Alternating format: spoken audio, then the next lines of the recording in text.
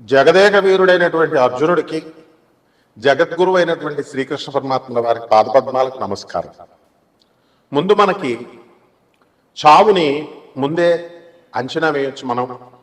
అలాగే మనకి చావు కూడా సిగ్నల్ ఇస్తుంది.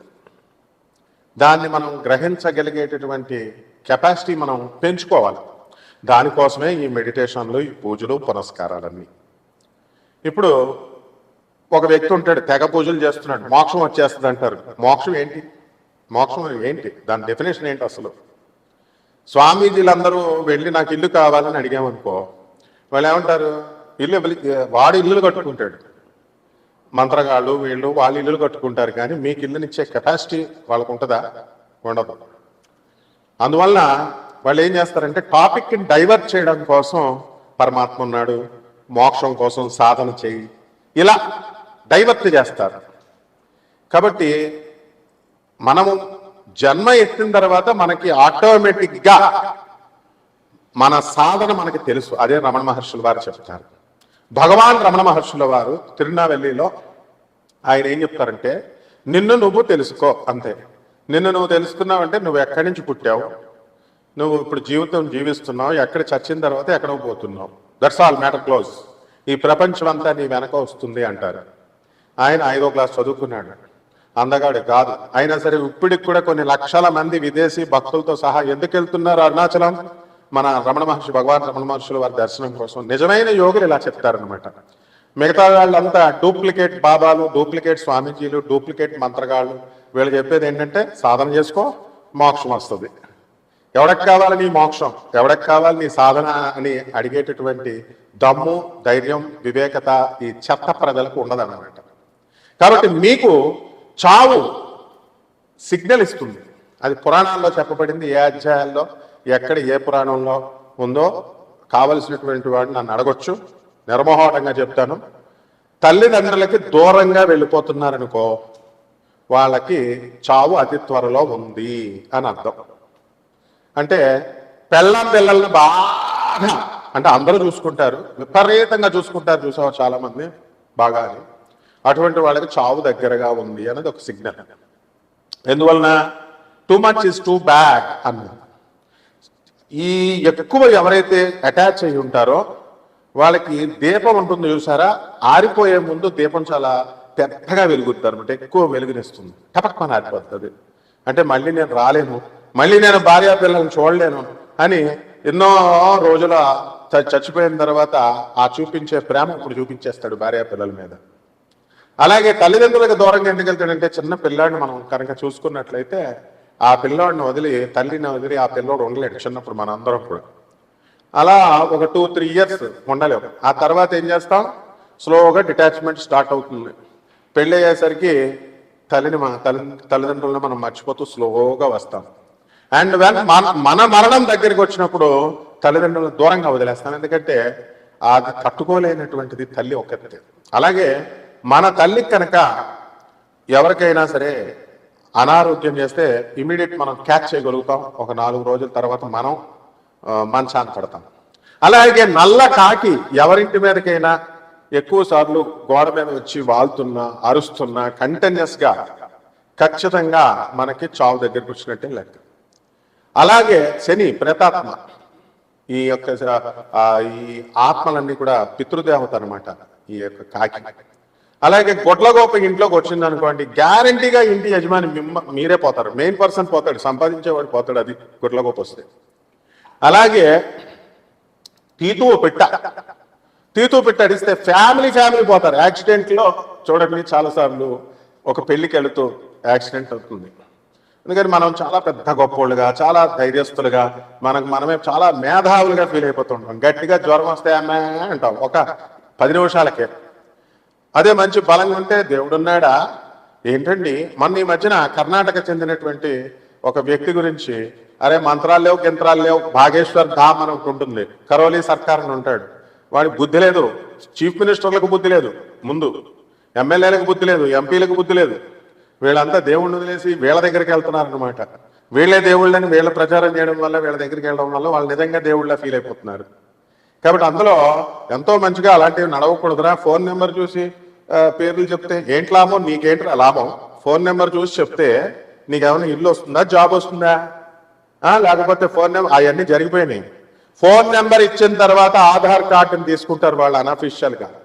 శివోహం అనేటటువంటి ప్రోగ్రాంలో ఒక వ్యక్తి యొక్క ఇలాంటి లీలలన్నీ బయట 5 నెలల ముందు బయటపడ్డాయి. 5 నెలలే జాగింది వాళ్ళ వ్యాపారం. ఫోన్ నెంబర్ చూసి చెప్పేస్తాడు, పేర్లు, ఫ్యామిలీ మెంబర్స్ అన్నీ కూడా ఆధార్ కార్డులో ఉన్నవన్నీ. There will be a network. కాబట్టి బాగేశ్వర్ ధామ్లో ఒకడు ఉంటాడు వాడు. వీళ్ళందరికీ ఏంటంటే చదువులు తక్కువ, అడవులు ఎక్కువ. నిజంగా చదువుకున్నటువంటి వాడు ఎప్పుడు కూడా ఒక వినయంగా, ఒక పద్ధతిలో, ఒక సాధనలో వెళ్తాడు. వీళ్ళంతా ఏంటంటే వీళ్ళు అన్ని దేవుళ్ళగా బిల్డప్లు తింటే వెనకాల ఉన్నటువంటి వాళ్ళంతా కూడా రెచ్చగొడుతూ ఉంటారు. వీళ్ళు చేస్తారనమాట వాళ్ళ దేవుడు. వాళ్ళ తప్పుడు కాదు. కరోలీ సర్కార్ అని ఒకడు ఉంటాడు, వాడొకడు యూపీలో. ఇలా చాలా మంది ఉన్నారనమాట. కాబట్టి ఇటువంటి వాళ్ళ స్పీచ్లు ఎక్కువ విన్నా కూడా అయోగ్యుల స్పీచ్లు, అనర్హుల స్పీచ్లు, వాళ్ళతో సహవాసం, ఇవన్నీ కూడా చేసినటువంటి వాడికి అతి త్వరలో మరణం ఉంది అని శాస్త్రాలు క్లియర్గా చెప్తున్నాయి. ఎందువల్లంటే దొంగోడితో పోలీసు వాడు నువ్వు తిరుగుతుంటే పోలీసు వాళ్ళు ఈ రోజు కాకపోయినా త్వరలో పట్టేస్తారు. అలాగే అదృష్టహీనులతో నువ్వు తిరుగుతున్నప్పుడు తప్పకుండా ఆ దురదృష్టం నేను పట్టుకుంటుంది. అయోగ్యులు, అశాస్త్రీయ విధానంతో, తర్వాత ఈ యొక్క అవైదిక విధానాలతో ఎవరైతే ప్రచారం చేస్తుంటారో వాళ్ళకి ప్రోత్సహించినటువంటి వాళ్ళు, వాళ్ళతో తిరుగుతున్నటువంటి వాళ్ళు, వీళ్ళందరికీ మృత్యువు దగ్గరగా ఉంది అని. మృత్యువు వచ్చిన తర్వాత అర్థమవుతుంది, ముందేమో అర్థమవుతుంది. మంచిలు చెప్పే వాళ్ళకి ఏమీ కాదు. కాబట్టి ఈ తీతూ పిట్ట అర్జునుడే స్వయంగా చెప్తాడు, కృష్ణ ఈ రోజున తీతూ పిట్ట కనబడింది అంటే ఆ రోజే ఉప పాండవులందరినీ చంపేస్తారనమాట. ఎవరు? అశ్వత్థామ. ఈ విధంగా మనకి ఈ కొన్ని చిహ్నాలు ఉన్నాయి. మరి అవన్నీ కూడా తెలుసుకోవాలి అంటే వినయం ఉండాలా. మీకు ఏమైనా అచ్చున్నాయి నేను చెప్పడానికి? మా గురువుకి శుశ్రూష చేయాలి. శుశ్రూష చేస్తే కొద్దిగా చెప్తారు. అంతేగాని గురువు ఒక ప్రొఫెసర్ చెప్తుంటే ఎవర్రా మీరు అంతా అసలు నాకు చెప్తారు, కామెంట్స్ పెడతారు, స్టూపిడ్ ఫెలోస్. ఎప్పుడైనా సరే, ఎవడైనా సరే క్లాస్ రూమ్ ఇది, వినాలి, విని నేర్చుకోవాలి. లేకపోతే మృత్యువు కబలంలోకి వెళ్ళిపోతాం అంతే. మృత్యువు యొక్క కబలంలోకి వెళ్ళిపోయినప్పుడు, ఆ ముఖంలోకి వెళ్ళిపోయినప్పుడు నిన్ను రక్షించేవాడు గురువు.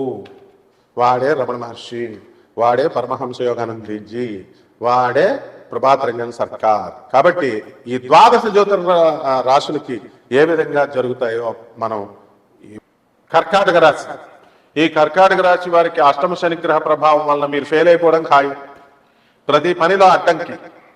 ఎగ్జామ్స్లో కూడా మీరు పరీక్షలు రాసినా సరే మళ్ళీ డింకి. రీవాల్యుయేషన్ పెట్టుకో, దేనికైనా పెట్టుకో, మార్కులు పడవలు. ఈ విధంగా కర్కాటక రాశి వారు ఏ పని చేసినా సరే రెండోసారి మూడోసారి చేయాల్సిందే.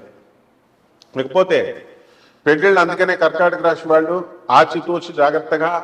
ఇంకా గురుడు మనకి మే 30, 2025 సంవత్సరం తర్వాత మారబోతున్నాడు. అలాగే మార్చి 29, 2025లో శనిగ్రహం కుంభరాశి నుంచి మీనరాశికి మారబోతున్నాడు. ఆ తర్వాత పెళ్లి, ఇలాంటి శుభకార్యాలన్నీ పెట్టుకోకపోతే మరి ఆ పెళ్లి మీరు చేసుకున్న మొదటి పెళ్లి భగ్నమైపోయి, ఏ విధంగా అయితే వీళ్ళంతా స్టూడెంట్స్ సెకండ్ టైం రాస్తే ఎగ్జామ్ పాస్ అవుతున్నారు, ఫస్ట్ టైం రావట్లేదు. అలాగే కూడా ఫస్ట్ మ్యారేజ్ ధమాలైపోయి మళ్ళీ సెకండ్ మ్యారేజ్ మీరు చేసుకోవాల్సిన అవసరం ఏర్పడుతుంది. కాబట్టి ఈ యొక్క శని మారిన తర్వాత మీరు వివాహాలు చేసుకుంటే ఈ ప్రాబ్లం ఏమీ ఉండదన్నమాట. లేకపోతే చాలా మంది రెమెడీస్ అండి, రెమెడీస్ అంటారు. రెమెడీస్గా ముందు చిన్న రెమెడీస్ వల్ల ఏం కాదు నాయన, చాలా పట్టుదలగా జాగ్రత్తగా చేయాలి. ఆ రెమెడీని పరిపూర్ణంగా నమ్మాలి. అంతేగాని మన జేబులో డబ్బులు మన దగ్గరే ఉండాలా, రెమెడీస్ వచ్చేయాలా, చిన్న పంతులకు దానం చేయను, లేకపోతే ఎవరికి నేనేం చేయను అనుకుంటే ఎట్లా తీరుతాయి? కాబట్టి కర్కాటక రాశి వాళ్ళందరికీ కూడా అక్షరాభ్యాసాల కోసం మీ పిల్లలను మన వసంత పంచముకి తీసుకెళ్ళిపోయారు. అంతా కలెక్టర్లు అయిపోతారా? సరస్వతి దేవి ముందు పంతులు రాయిస్తే కలెక్టర్లు అయిపోతారా ఎక్కడైనా? చెప్పండి మీరు. ఆ విధంగానే ఉంటుంది ఏదైనా సరే, తత్వాన్ని పట్టుకోవాలి. ఇకపోతే ఈ కర్కాటక రాశి వారు విదేశాలకు వెళ్ళాలి అని ప్రయత్నిస్తూ ఉంటారు. ఈ ప్రయత్నాలన్నీ కూడా సఫలమవుతాయి. విదేశీ విశ్వవిద్యాలయాల నుంచి మీకు సీట్లు వస్తాయి. విదేశీ కోర్సుల్లో మీరు కోరుకున్న కోర్సుల్లో సీట్లు రావడానికి మీకు అవకాశాలు ఉన్నాయి. అలాగే సినిమా హీరోలు సినిమాలు తీస్తారు, బ్రహ్మాండమైనటువంటి సంపాదన. సినిమా హీరోలకు మళ్ళీ రెండో పెళ్ళిళ్ళు, సినిమా హీరోయిన్లకి మళ్ళీ రెండో పెళ్ళిళ్ళు అనే విధంగా మీకు అస్తవ్యస్తంగా ఈ కర్కాటక రాశి వాళ్ళు ఎవరైనా కనుక ఉంటే మీ జీవితంలో ఉండడం జరుగుతుంది. ఈ కర్కాటక రాశి వారంతా కూడా మనకి ఈ సినిమా ఫీల్డ్లో రాజకీయ నాయకులు వీళ్ళు బాగా సంపాదించడానికి ఎక్కువ అవకాశాలు ఉంటాయి. అలాగే ఇల్లు లేనటువంటి వాళ్ళు ఇల్లు, సొంత ఇల్లు లేనటువంటి వాళ్ళు స్థలాలు, ఇవన్నీ కూడా కొంటారు. ఆ విధంగా దాన ధర్మాలు బాగా చేయాలి.